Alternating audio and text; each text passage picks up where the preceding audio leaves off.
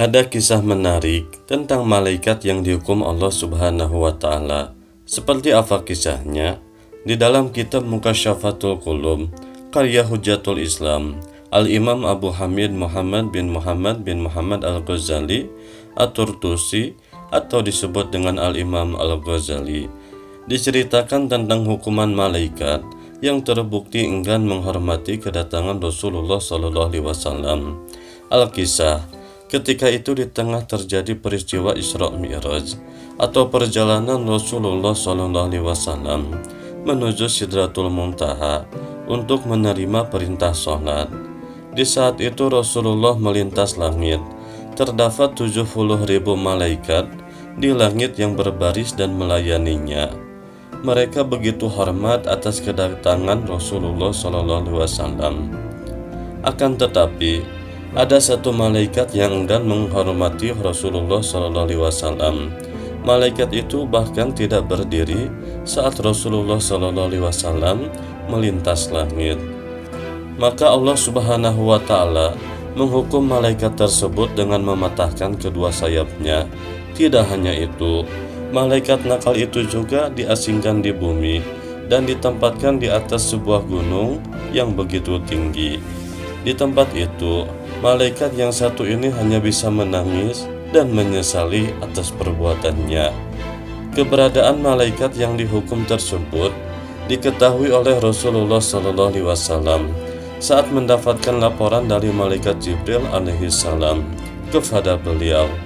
Malaikat Jibril berkata, "Ya Rasulullah SAW, aku telah melihat ada seorang malaikat langit berada di atas singgasananya. Di sekitarnya terdapat 70.000 malaikat berbaris melayaninya. Pada setiap hembusan napasnya, Allah Subhanahu wa Ta'ala menciptakan darinya seorang malaikat, dan sekarang ini kulihat malaikat itu berada di atas gunung Qub dengan sayapnya yang patah dan sedang menangis." Malaikat Jibril lantas mengatakan bahwa suatu hari malaikat yang malang itu melihat kehadirannya. Sambil menangis, malaikat itu meminta pertolongan. "Adakah engkau mau menolongku, wahai Jibril?" tanya malaikat malang tersebut. "Apa salahmu?" tanya malaikat Jibril. "Ketika aku berada di atas singgasana pada malam Isra Mi'raj, lewatlah padaku Muhammad, kekasih Allah Subhanahu wa Ta'ala. Lalu aku tidak berdiri menyambutnya, dan Allah menghukumku dengan hukuman ini, serta menempatkanku di sini seperti yang engkau lihat." Jelas malaikat malang itu yang terus-menerus menangis dan menyesali perbuatannya. Setelah menangkap penjelasan itu, malaikat Jibril pun mencoba untuk memberikan pertolongan dengan merendahkan diri di hadapan Allah Subhanahu wa Ta'ala.